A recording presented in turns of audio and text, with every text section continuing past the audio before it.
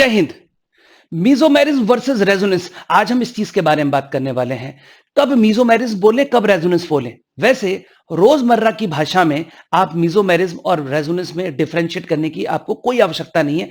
आप ऐसे यूज कर सकते हो, चलेगा, कोई दिक्कत नहीं है। प्लस आर ग्रुप बोलिए या प्लस एम ग्रुप बोलिए, माइनस आर ग्रुप बोलिए या माइनस एम ग्रुप बोलिए, चलेगा, क्योंकि नेचर एक जैसी है। लेकिन फिर भी एक डिफरेंस होता है रेजोनेंस और मीजोमेरिज्म में, तभी तो दो टर्म्स बनाई गई है, वरना दो टर्म्स क्यों इजाद करते। आइए देखते हैं कि क्या डिफरेंस है दोनों के बीच में। मेरे पास यहां पर डबल सिंगल सिस्टम है, डबल सिंगल सिस्टम है, लेकिन अभी इसके ऊपर कोई भी ग्रुप नहीं लगा हुआ है, एक भी ग्रुप इसके ऊपर नहीं लगा हुआ है, सिंपल कार्बन चेन है, कॉन्जुगेटेड सिस्टम है। अब अगर इलेक्ट्रॉन का मूवमेंट करेंगे तो कैसे होगा, आइए देखिए। तो इलेक्ट्रॉन का मूवमेंट ऐसे भी हो सकता है, इस दिशा में, और इलेक्ट्रॉन का मूवमेंट इस दिशा में भी हो सकता है, यानी कि लेफ्ट में भी हो सकता है, राइट में भी हो सकता है। इस तरफ होगा तो क्या करेंगे, ऐसे ऐसे शिफ्ट होने से इस जगह पर क्या आएगा, नेगेटिव चार्ज, इस जगह पर क्या आएगा, पॉजिटिव चार्ज, और यहां पर इस जगह पर क्या बन जाएगा, बॉन्ड।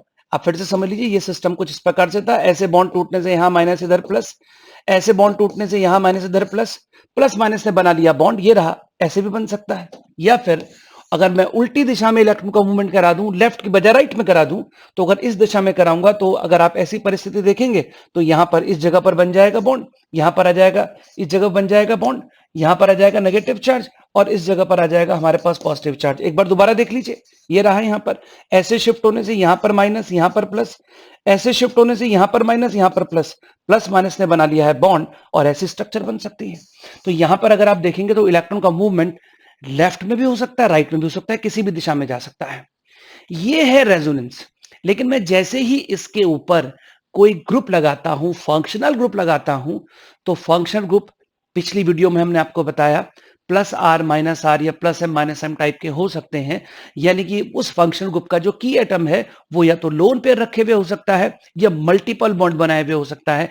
ऐसी परिस्थिति में क्या होगा, देखिए ये रहा यहां पर। अब ऐसी परिस्थिति में इलेक्ट्रॉन की जो डायरेक्शन है वो एक फिक्स्ड डायरेक्शन में वो मूवमेंट करेगा।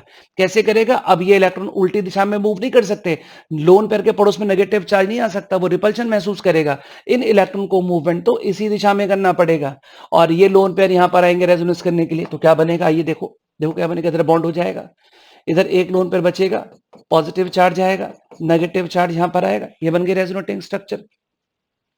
अब आप और देखिए, इधर इधर इसको फिर आप ऐसे शिफ्ट कराएंगे, ऐसे शिफ्ट कराएंगे तो उधर ये बन जाएगा, इधर यहां पर क्या आएगा, पॉजिटिव चार्ज, एक lone pair, double bond, bond यहां नेगेटिव।